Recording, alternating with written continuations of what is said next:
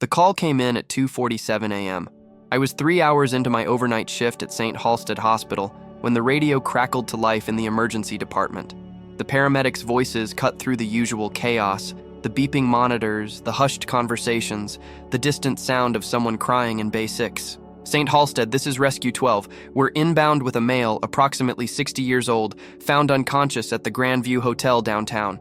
Unresponsive at scene, GCS of 8. Vitals unstable, BP 180 over 1 in 10, heart rate 52 and irregular. Patient is alone, no identification, no emergency contact. ETA 4 minutes. I looked up from the chart I was reviewing. Dr. Miriam Keller stood beside me, her silver hair pulled back tight, her expression already shifting into the focused intensity that came with critical cases. Dr. Reyes, she said, you're taking point on this one. Prepare Bay 1. My stomach tightened with that familiar mixture of adrenaline and responsibility. Bay 1 was reserved for the most critical cases, the ones where seconds mattered, where one wrong decision could mean the difference between life and death. Yes, ma'am, I said, already moving. Sarah, the night shift nurse who'd become my anchor during these long hours, was already pulling equipment. Crash cart's ready. What are we thinking? Stroke? Cardiac event? Could be either, or both. I grabbed a pair of gloves from the dispenser. At 60 with those vitals, we need to be ready for anything. The automatic doors burst open exactly 4 minutes later, and the paramedics wheeled in the stretcher. On it lay a man who looked like he'd stepped out of a different world than the one most of our patients inhabited. Even unconscious, even with his skin pale and clammy, even with his breathing labored and irregular, he radiated wealth. His suit was custom-tailored, probably worth more than I made in a month. Italian leather shoes, barely scuffed, a watch on his wrist that caught the fluorescent light. Patek Philippe, if I wasn't mistaken, the kind that cost 6 figures. His gray hair was professionally styled, his hands manicured, his fingernails perfect half-moons. But none of that mattered now, because right now he was just a man whose body was failing him. Talk to me, I said, moving alongside the stretcher as we rolled toward Bay 1. The lead paramedic, a woman named Rodriguez I'd worked with before, rattled off details with practiced efficiency. Found in the penthouse suite at the Grandview. Anonymous 911 call. Caller wouldn't identify themselves. When we arrived, patient was on the floor near the bathroom, unresponsive. No obvious trauma, no signs of struggle. We found these in his jacket pocket. She handed me a small leather wallet and a prescription bottle. The wallet was expensive, cognac-colored leather, butter soft. Inside was a driver's license, several credit cards, and a thick stack of $100 bills. The driver's license showed a photo of the man on the stretcher, but healthier, confident. The name read, Charles William Ashford III, age 58. Address, 1 Riverside Towers penthouse. The prescription bottle was for atorvastatin, a statin for high cholesterol. Prescribed 3 months ago. Half the pills were still inside, suggesting he hadn't been taking them regularly. Any family at the scene? Business associates? Anyone? I asked. Nobody. The hotel staff said he checked in alone 2 days ago, paid cash for the suite, declined housekeeping services. They only went up because the guest in the room below complained about a loud thud. We transferred him to the hospital bed, a choreographed movement we'd performed hundreds of times.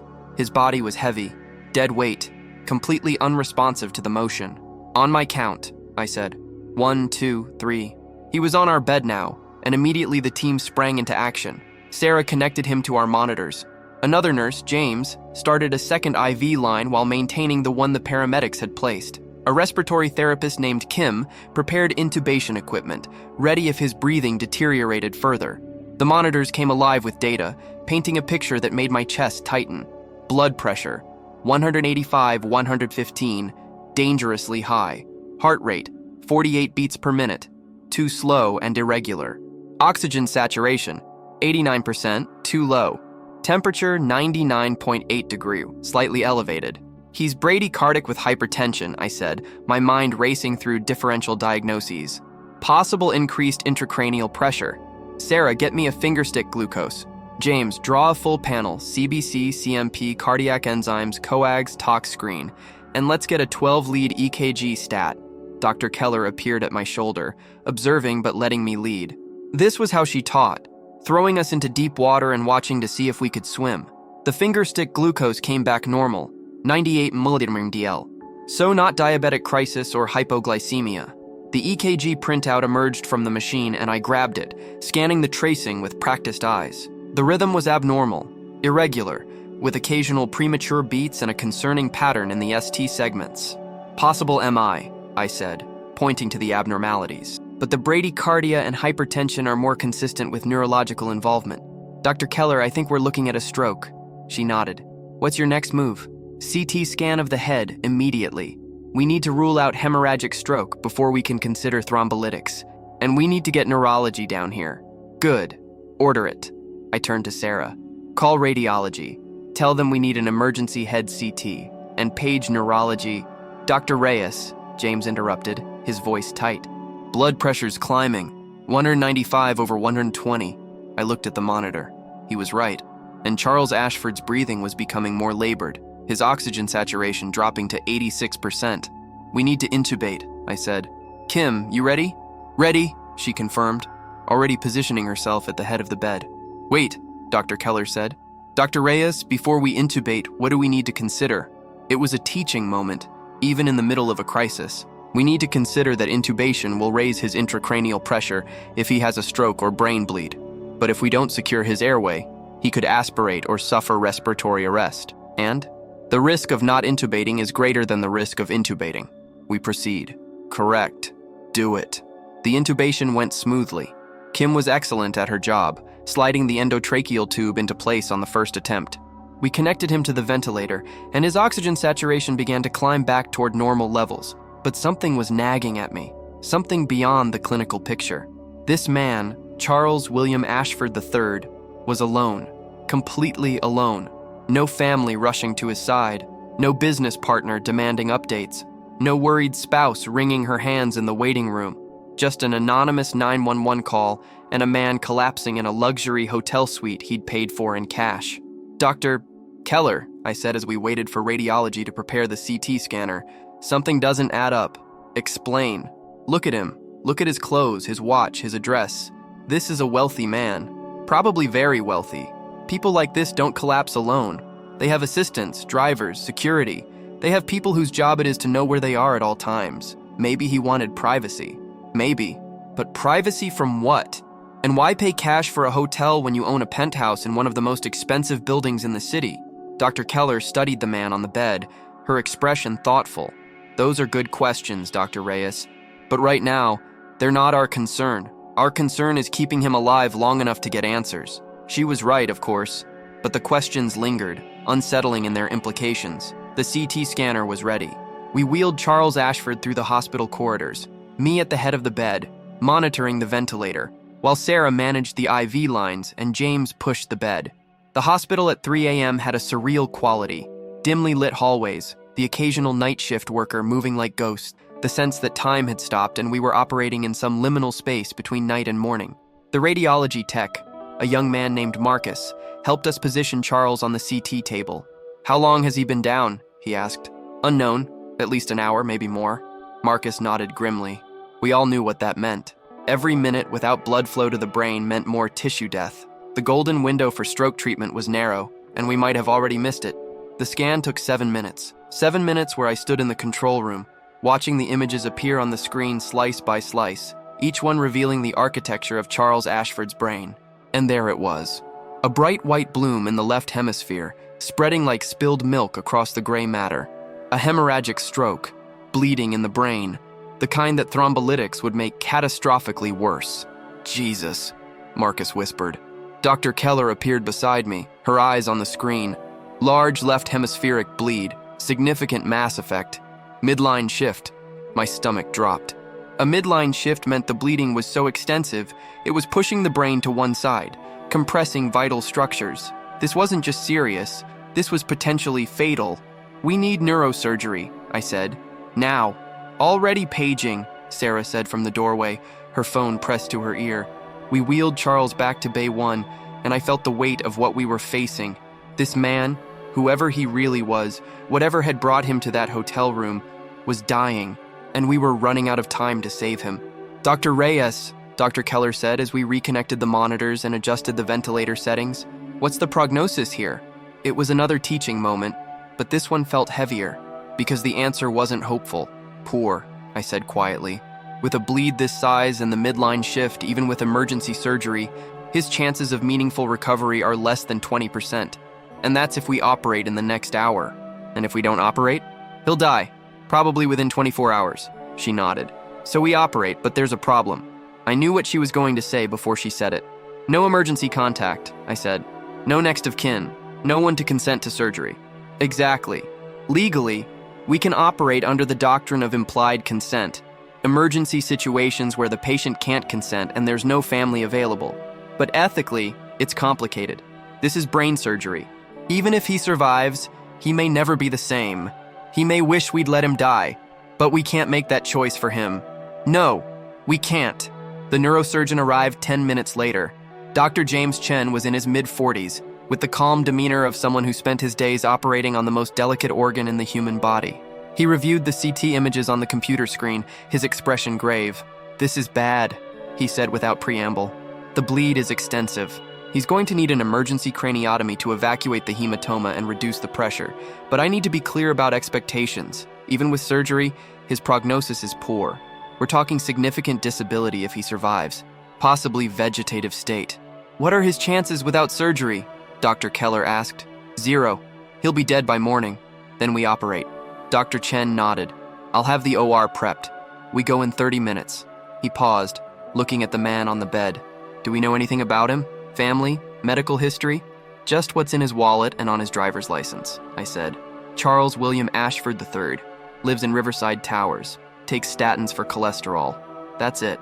No one's called asking about him?" "No one." Dr. Chen shook his head. "That's the saddest part of this job sometimes. Doesn't matter how much money you have or what your address is. In the end, we all bleed the same. And we all die alone if we push everyone away." He left to prepare for surgery, and I stood beside Charles Ashford's bed looking at this man who'd owned half the city, or at least that's what his watch and his clothes and his penthouse suggested, but who had no one to call when he collapsed. "Dr. Reyes," Sarah said, touching my arm gently.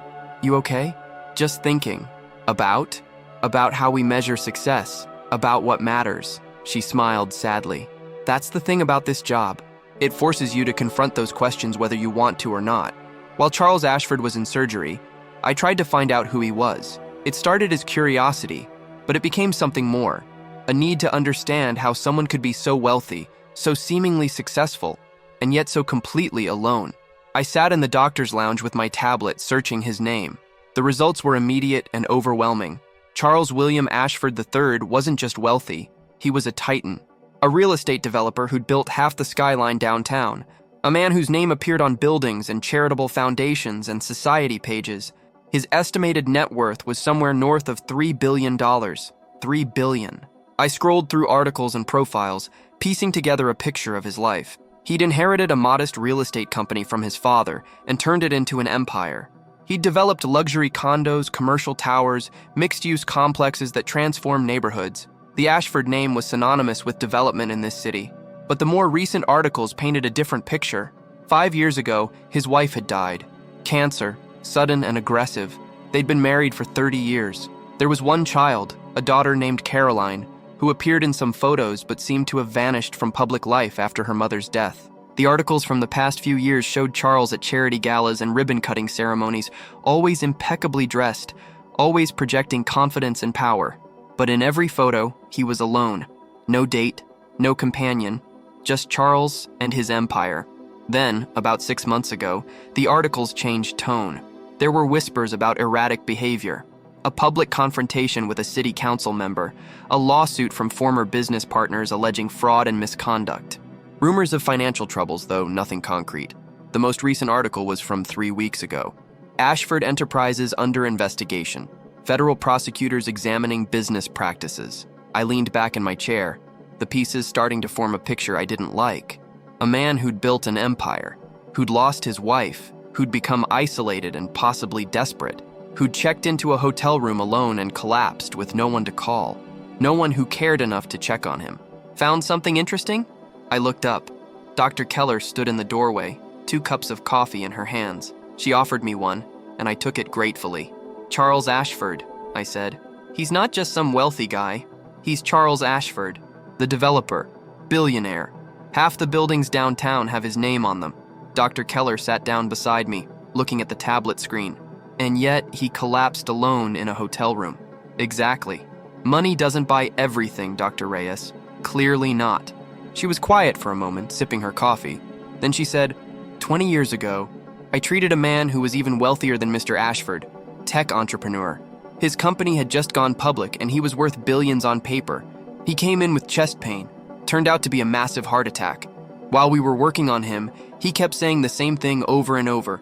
Call my son. Please call my son. Did you? We tried. But his son wouldn't come. Hadn't spoken to his father in a decade. Some family rift I never learned the details of. The man survived the heart attack, but I think the son's absence hurt him more than the cardiac event. What happened to him? He sold his company, gave most of his money away, and moved to a small town somewhere. Tried to rebuild his relationship with his son. I don't know if he ever succeeded. I thought about that. About how success could be so hollow, how wealth could isolate rather than connect, how the things we thought mattered often didn't matter at all when we were facing our mortality. You think that's what happened with Ashford? I asked. He pushed everyone away? I don't know, but I know that no one's called asking about him, and that tells me everything I need to know about the kind of life he was living. My pager buzzed. Dr. Chen, the neurosurgeon. I called him back immediately. Dr. Chen, this is Dr. Reyes. He made it through surgery, Dr. Chen said, and I felt relief flood through me. We evacuated the hematoma and reduced the intracranial pressure. He's stable for now. What's his prognosis? Still guarded. The next 72 hours are critical. If he makes it through without another bleed or significant swelling, he has a chance. But Dr. Reyes, you need to understand, even if he survives, the damage is extensive. He may never be the same. Personality changes, cognitive impairment, physical disabilities, all of that is on the table. I understand. And we still have no next of kin, no family, no emergency contact. Someone needs to start trying to find his people. Because if he wakes up, he's going to need support. And if he doesn't wake up, well, someone needs to make decisions about end-of-life care. I'll work on it.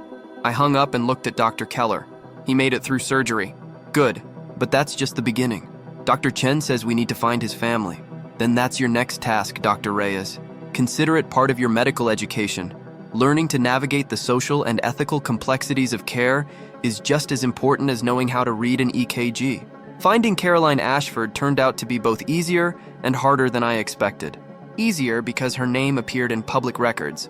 There was a Caroline Ashford who owned a home in a modest neighborhood about 30 miles from the city.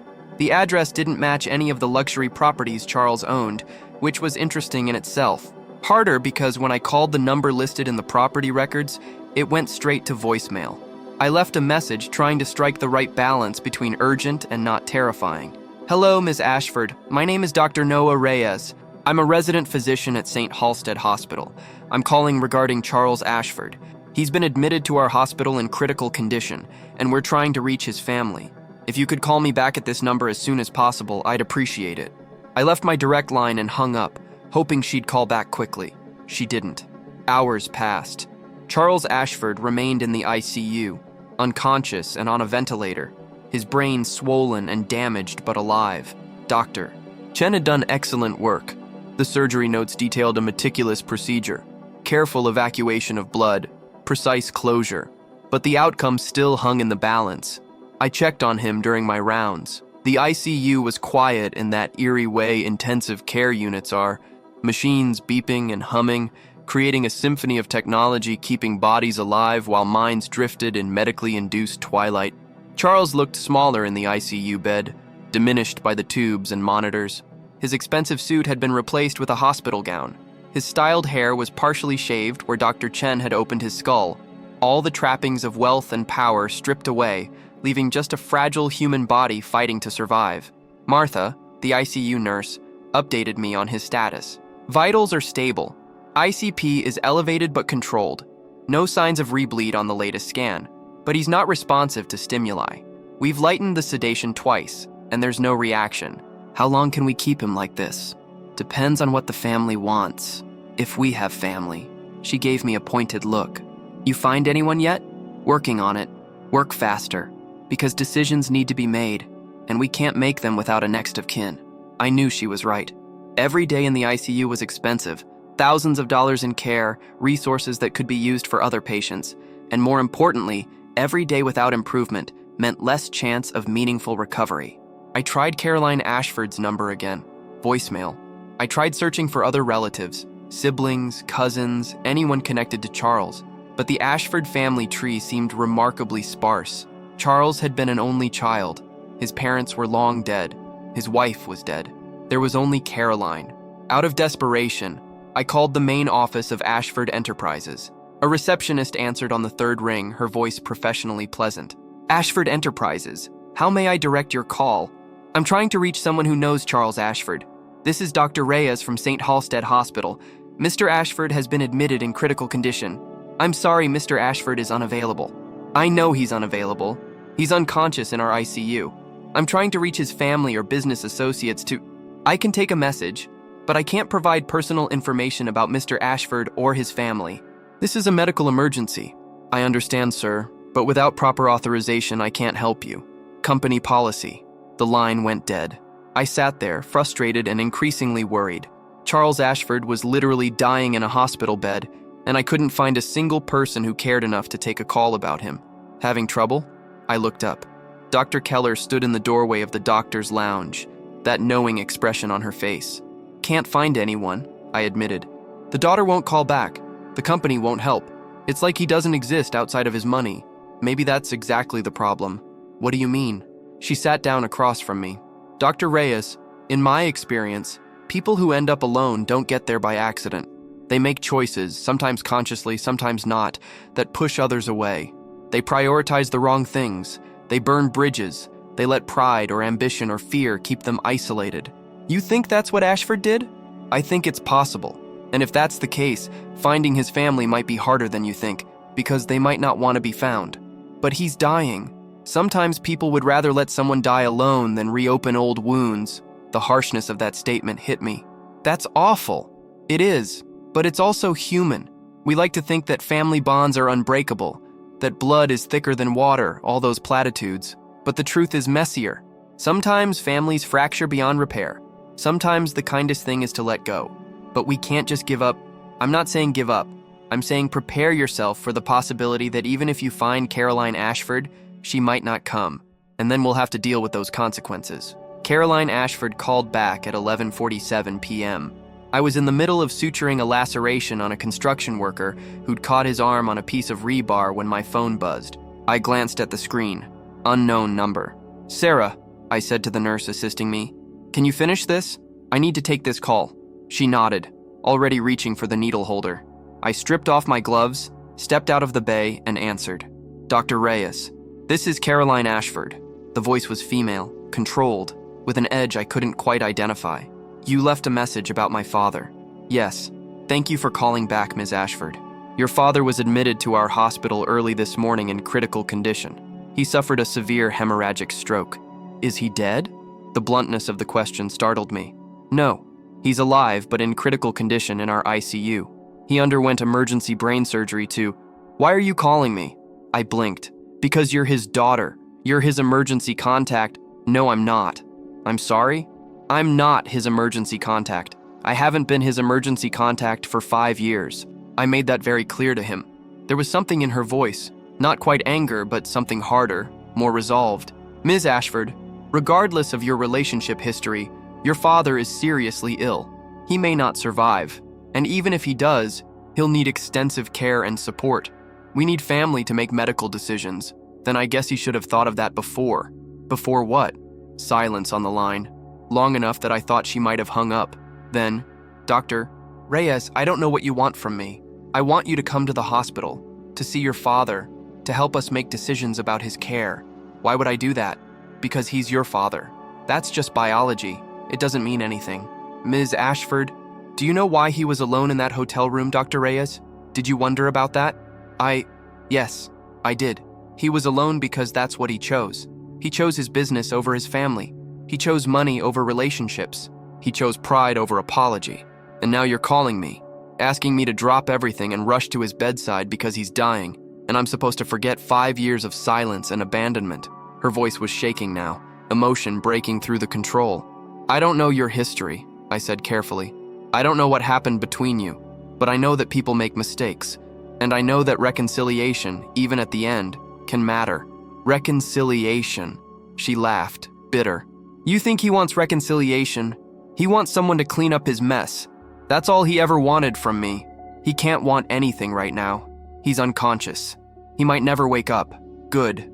The word hung in the air like poison. Ms. Ashford, I'm not coming, Dr. Reyes. I'm not making medical decisions for him. I'm not responsible for what happens to him. He made his choices, and now he gets to live or die with the consequences. Can I ask what happened? What caused the rift? Another long silence. When she spoke again, her voice was quieter, tired. When my mother was dying, he wasn't there. He was closing some deal in Singapore. I called him, told him she didn't have long, begged him to come home. He said he'd come as soon as the deal was finalized. She died 3 days later. He made it back for the funeral, gave a beautiful eulogy about how much he loved her, and then went right back to work. Never missed a beat. My chest tightened. I'm sorry. After the funeral, I told him I was done. Done with the empire, done with the money, done with pretending that any of it mattered more than the people he claimed to love. He said I was being emotional, that I'd come around. I said I wouldn't. He said fine, then I was on my own. No trust fund, no inheritance, no support. He thought I'd come crawling back. I didn't. That must have been incredibly difficult. It was the best decision I ever made. I have a small house, a simple job, a life that's mine. No empire to maintain, no legacy to uphold, no constant pressure to be someone I'm not. And I'm happy. Actually happy. Which is more than my father ever was with all his billions. I didn't know what to say to that. Dr. Reyes, I understand you're just doing your job, but my answer is no. Find someone else to be his next of kin. Maybe one of his business partners. Maybe his lawyer. Maybe no one. But it's not going to be me. Ms. Ashford, please. I'm sorry, I really am. But I let go of my father 5 years ago, and I'm not picking him back up now, not even to bury him. The line went dead. I stood there in the hallway, phone still pressed to my ear, feeling the weight of that conversation settle over me. Sarah appeared at my elbow. Everything okay? His daughter's not coming. Not coming tonight? Or not coming at all? Not coming at all. Sarah's expression softened with understanding. That happens sometimes. Families are complicated. She said when her mother was dying, he was in Singapore closing a deal. He missed her death. Jesus. Yeah. So what do we do now? That was the question. What did we do with a dying man who had no family willing to claim him, no friends rushing to his bedside, nothing but money and property, and an empire built on choices that had left him utterly alone? I don't know, I admitted. I honestly don't know. Charles Ashford remained in the ICU for 6 days. During that time, I became intimately familiar with every aspect of his case. His intracranial pressure fluctuated, but stayed within manageable ranges. His vital signs remained stable. His body healed from the surgery with the efficiency of someone who'd maintained reasonable health despite the stress of building an empire. But he didn't wake up. Dr. Chen came by daily to examine him, checking pupil responses, testing reflexes, reviewing the latest scans. The physical damage from the stroke was healing, as well as could be expected, but consciousness remained elusive. It's not uncommon, Dr. Chen explained on day 4. The brain suffered significant trauma. It needs time to heal. Some patients wake up after a week, some after a month, some never. What are the odds he wakes up? At this point, 50-50. The longer he stays under, the worse the prognosis. And if he does wake up, what kind of recovery are we looking at? Doctor, Chen hesitated. Realistically, significant impairment. The left hemisphere damage affects speech, comprehension, and right side motor function. Even with aggressive rehab, he's looking at months, maybe years of recovery. And he may never be fully independent again. I thought about that. About Charles Ashford, who'd built an empire through force of will and intellect, possibly waking up unable to speak or move the right side of his body, unable to work, unable to control his company, unable to do any of the things that had defined his identity. Has anyone come to see him? Dr. Chen asked. No. No one at all? Not a single person. He shook his head. That's the real tragedy here. Not the stroke, the isolation. Martha, the ICU nurse, had a different perspective. She'd been caring for Charles around the clock, turning him to prevent bed sores, suctioning his breathing tube, adjusting his medications, doing all the invisible work that kept ICU patients alive. You know what I think? She said one evening as we stood by his bedside. I think he's stuck between worlds.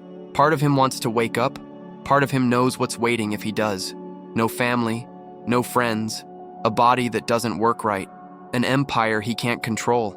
Maybe staying asleep is easier. You think he can choose whether to wake up?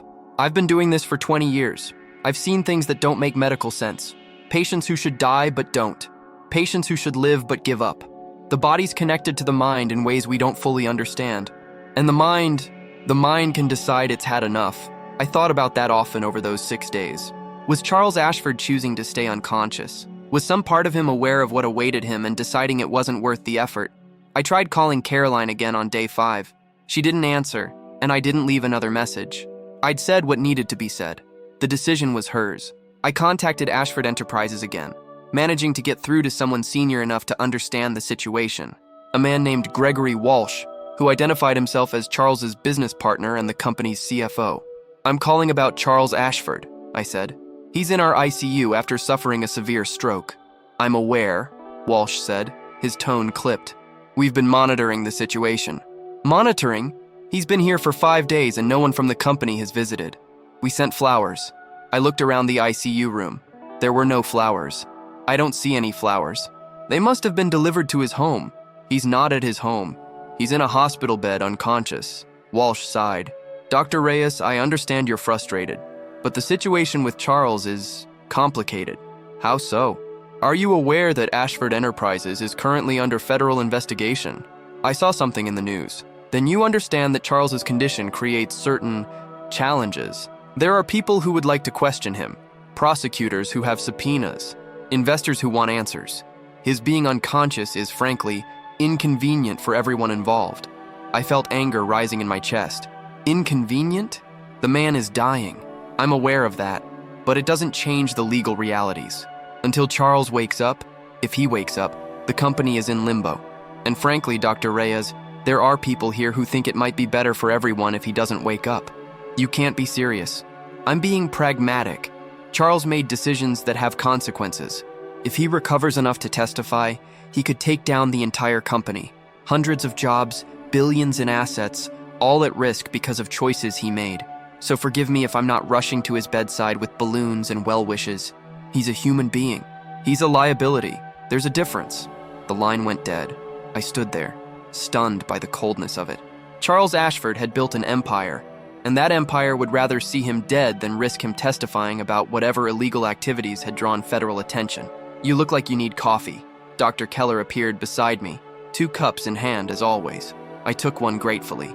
"His business partner basically said he'd be better off dead," I said. "I'm not surprised. Doesn't that bother you?" "It bothers me deeply, but it doesn't surprise me. Power and money corrupt, Dr. Reyes, and the higher you climb, the farther you have to fall. So we're just supposed to accept this? That a man can build an empire and end up with no one who cares if he lives or dies? We're supposed to do our jobs. We're supposed to provide excellent medical care regardless of who the patient is or what they've done. The rest, the isolation, the consequences, the karma, that's not our department. It feels like it should be. That's because you're young and still idealistic, which is good. Don't lose that. But also don't let it destroy you when you realize you can't fix everything." I sipped the coffee, bitter and lukewarm. What happens if he wakes up? Then he faces whatever comes next. Rehabilitation, legal troubles, the consequences of a life built on choices that alienated everyone who might have cared about him. And if he doesn't wake up, then the hospital administration will eventually ask us to have a conversation about withdrawing life support, which we can't do without family consent. Which brings us right back to the daughter who won't talk to us. So he just exists in limbo until something changes. Yes, something changed on day 7. I was finishing my shift, exhausted from a night of traumas and admissions, when Martha paged me overhead. "Dr. Reyes to ICU. Dr. Reyes to ICU, stat." I ran. When I burst through the ICU doors, Martha was standing outside Charles Ashford's room, and her expression was unreadable. "What happened?" I asked, breathless. "He's awake." My heart leaped. "He's awake? He's conscious?" "Conscious, yes, but Dr. Reyes, you need to see this." I followed her into the room. Charles Ashford was indeed awake, his eyes open and tracking movement. But something was immediately, obviously wrong. His face was asymmetric, the right side drooping. His mouth hung open slightly, drool collecting at the corner. When he saw me enter, he tried to speak, but what came out was garbled, nonsensical sounds. "Mr. Ashford," I said, approaching the bedside slowly. "My name is Dr. Reyes. Can you hear me?" He made a sound, something between a groan and a word. His left hand moved, trying to reach toward me, but his right side remained still. "Can you squeeze my hand?" I asked, placing my hand in his left palm. He squeezed, weakly, but definitely voluntary. "Good. That's good. Now try with your other hand." Nothing. His right side was paralyzed, just as we'd expected from the location of the stroke. "Mr. Ashford, do you know where you are?" More garbled sounds. His eyes filled with tears, and I saw recognition there.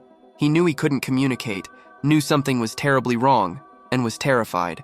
"You're in the hospital. You had a stroke. We performed surgery to save your life. You're going to be okay, but you have a long recovery ahead of you." He made that sound again, more insistent this time. His left hand grabbed at the blanket, pulling, frustrated. Martha leaned in close to me. "He's been like this since he woke up 15 minutes ago. Agitated, trying to talk, getting more upset when he can't. We need to calm him down. Get me 2 mg of Ativan. Already drawn up." She administered the medication through his IV, and gradually Charles's agitation subsided. His eyelids drooped, and the panic in his eyes faded to exhausted resignation. "Mr. Ashford," I said gently, "I know this is frightening, but you're alive. You survived. That's what matters right now. We're going to get you the help you need." He looked at me, and in his eyes I saw something that broke my heart. The realization that surviving might be worse than dying. That waking up to this damaged body, this broken communication, this complete dependence might be a fate worse than the peaceful unconsciousness he'd been floating in. Dr. Chen arrived 20 minutes later.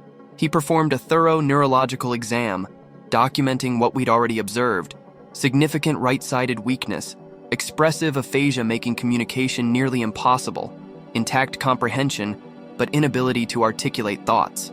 "It's what we expected," he said afterward, standing outside the room. "The stroke damaged the language centers in his left hemisphere.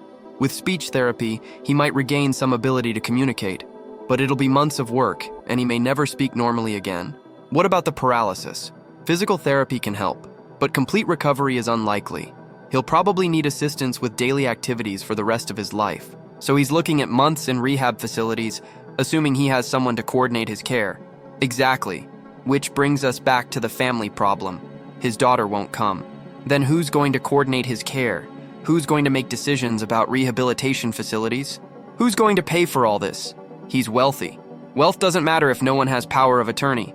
We need legal authority to access his assets and make decisions on his behalf. Without family, that means going to court to appoint a conservator, which takes time and money and—" Dr. Chen stopped, shaking his head. "This is why emergency contacts matter, Dr. Reyes. This is why you don't push everyone away." The next 48 hours were a crash course in medical ethics, healthcare law, and the complicated intersection of money and medicine. Charles Ashford was awake but unable to communicate effectively. He had no advance directive, no living will, no designated healthcare proxy. His daughter had made it clear she wanted no involvement in his care.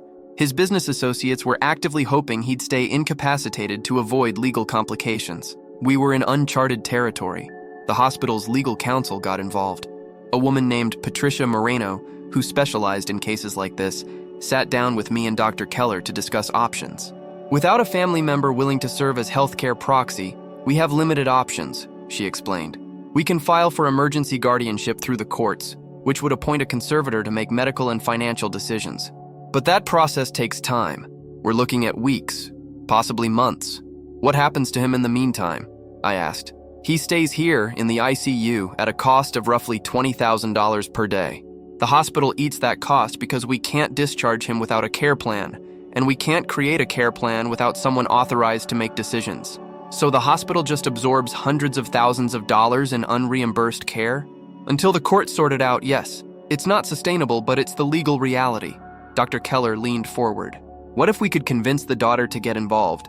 Not as a permanent solution, but just to help transition him to a long-term care facility? If she's willing, that would solve a lot of problems. But you said she's refusing all contact." "She is, but maybe I haven't given her enough reason to reconsider." Patricia looked skeptical. "What reason could you possibly give her? From what you've told me, this man destroyed their relationship through his own choices. Everyone deserves a chance at reconciliation," Dr. Keller said, "even if it's just to say goodbye." I volunteered to try calling Caroline one more time. I didn't think it would work, but I had to try. This time, she answered on the second ring. "Dr. Reyes, I thought I made myself clear." "You did, but your father is awake now, Ms. Ashford." Silence. "He woke up yesterday. He's conscious, but he can't speak properly. The stroke damaged the language centers of his brain. He's paralyzed on his right side. He's terrified and confused and completely dependent on others for every aspect of his care. Why are you telling me this? Because he has no one. No emergency contact, no healthcare proxy, no family willing to help. The hospital is trying to figure out how to care for him, but legally our hands are tied. We need family involvement, even if it's minimal. I'm not going to be his caretaker. I'm not asking you to be. I'm asking you to come here once, to see him, to help us set up a plan for his long-term care. After that, you can walk away if you want to. But right now, he's stuck in limbo because no one will claim responsibility for him. That's not my problem. Isn't it? He's your father. And whether you like it or not, you're the only family he has. By choice, Dr. Reyes. Mine and his. We both made choices that led to this. I understand that. But choices can be reconsidered. Wounds can be healed, even partially. And Ms. Ashford, I have to ask, do you really want to live the rest of your life knowing you let your father die alone, even if he deserved it? Because that's a weight that doesn't go away. Another long silence. When she spoke again, her voice was quieter, less certain. If I come, just to see him, it doesn't mean I'm committing to anything. I understand. And I'm not forgiving him. I want that to be clear. You don't have to forgive him. You just have to see him. When? Whenever you can. He's here, and he's not going anywhere. Tomorrow. I can come tomorrow afternoon. Thank you, Ms. Ashford. That means more than you know. She hung up without saying goodbye. I stood there, phone in hand, hoping I'd made the right call, hoping that bringing Caroline face to face with her dying father wouldn't cause more harm than good, hoping that sometimes broken things could be mended even if they could never be fully repaired. Caroline Ashford arrived at 2:15 p.m. the next day. I was waiting for her in the ICU waiting room, a space designed to be comforting, but which always felt hollow, with its soft lighting and generic landscape paintings, and the underlying smell of antiseptic that no amount of air freshener could hide. She was 33, according to the records I'd pulled, but she looked both older and younger simultaneously. Older in the weariness around her eyes, the tension in her shoulders. Younger in her simple clothes, jeans, a sweater, practical shoes, and the complete absence of the designer labels and expensive accessories that had defined her father's presentation.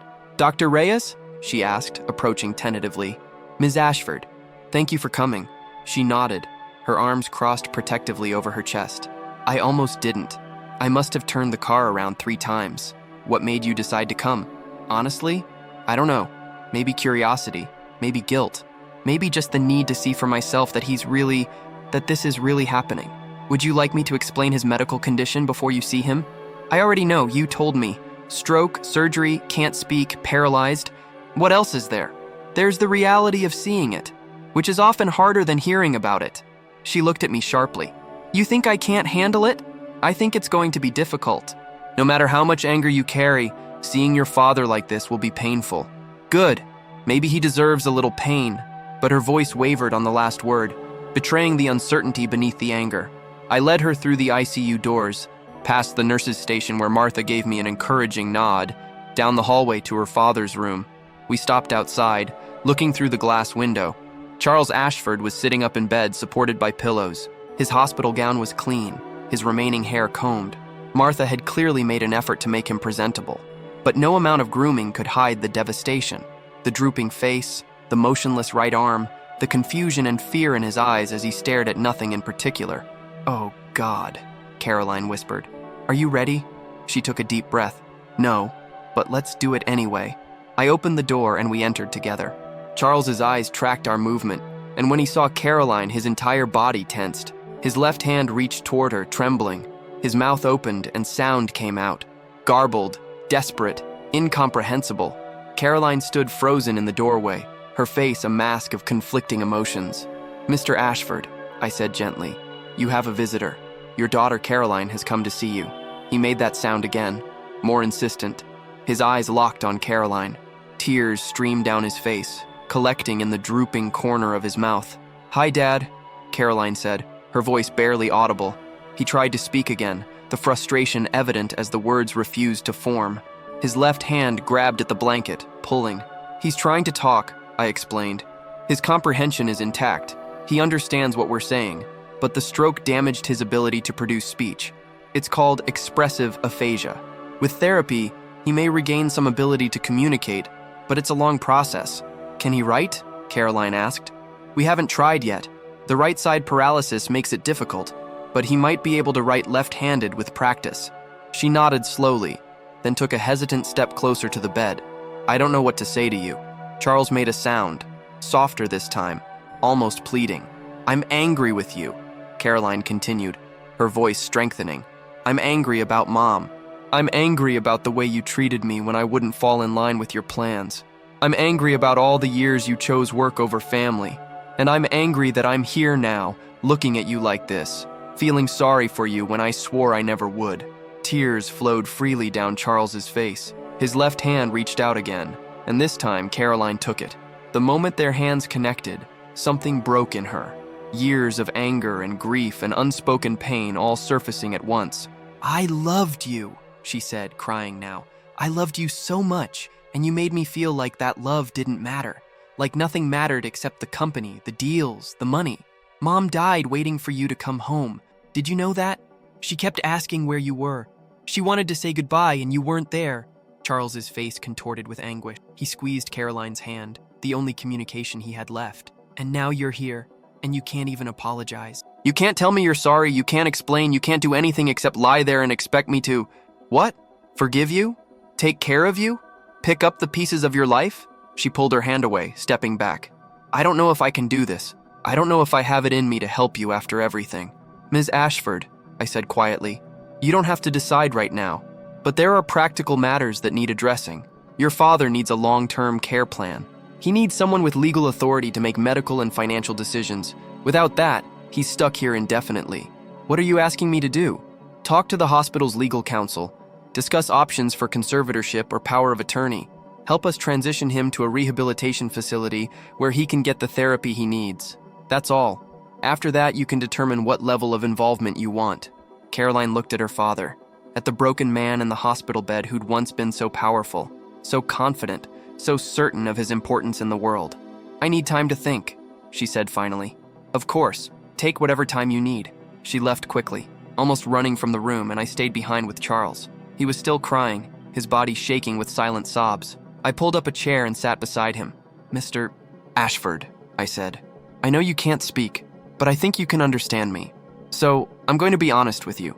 Your daughter is struggling with whether to help you. You hurt her deeply, and that pain doesn't just disappear because you're sick. But she came here today, which means part of her still cares. That's something. That's a start. He looked at me, and in his eyes I saw awareness. The recognition that the empire he'd built, the fortune he'd accumulated, none of it mattered now. All that mattered was whether his daughter could find it in herself to help the man who'd failed her so completely. Caroline came back 2 hours later. I was reviewing labs in the doctor's lounge when Martha paged me. She's back, and she wants to talk to you and the legal team. We convened in a small conference room. Me, Dr. Keller, Patricia Moreno from legal, and Caroline. She looked exhausted, her eyes red from crying, but there was something resolved in her posture. I've thought about it, she said without preamble, and I've decided to help, but on my terms. What terms? Patricia asked. I'll sign whatever papers are necessary to become his temporary healthcare proxy. I'll work with you to find a long-term care facility that's appropriate for his needs. I'll make sure he has access to his assets to pay for his care. But I'm not going to be his primary caretaker. I'm not visiting every week. I'm not rebuilding a relationship with a man who destroyed ours through his own choices. That's fair, Patricia said. We can work with that. And I want it in writing that this doesn't make me responsible for his debts or legal troubles. From what I understand, the company's under investigation. I want no part of that.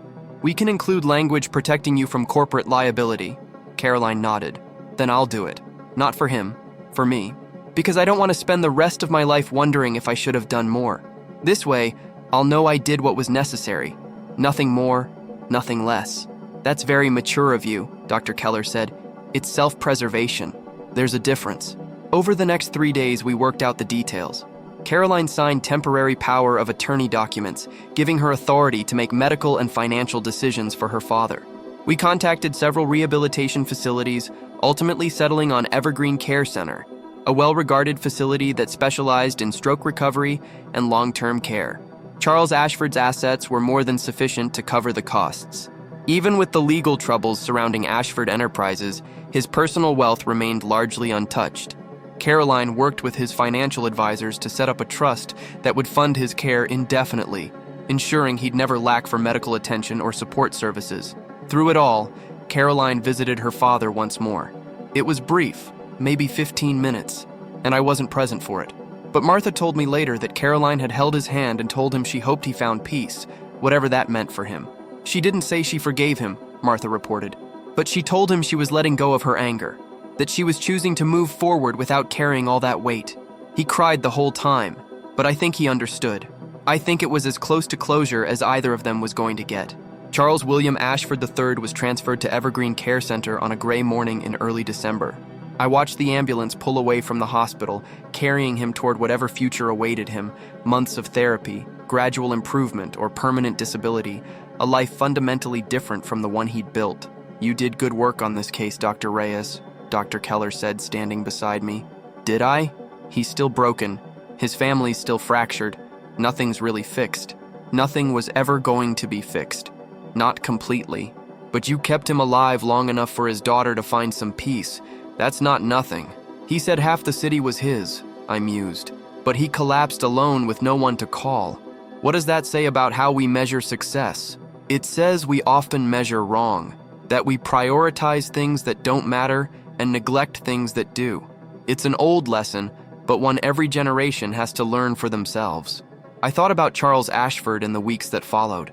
I called Evergreen once to check on his progress. He was participating in therapy, showing small improvements in speech and mobility, but the road ahead remained long and uncertain.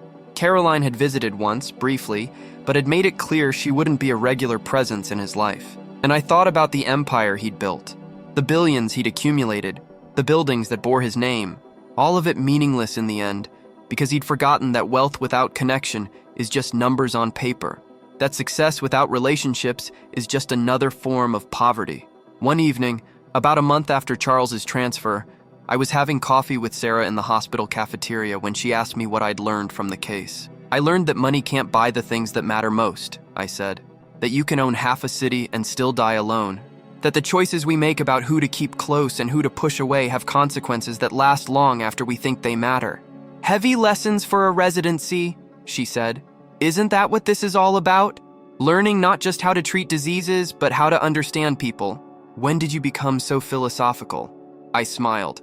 Occupational hazard. But the truth was, Charles Ashford had taught me something essential, something that no textbook or lecture could convey. He'd shown me that the measure of a life isn't in assets or achievements, but in the people who show up when you're at your worst.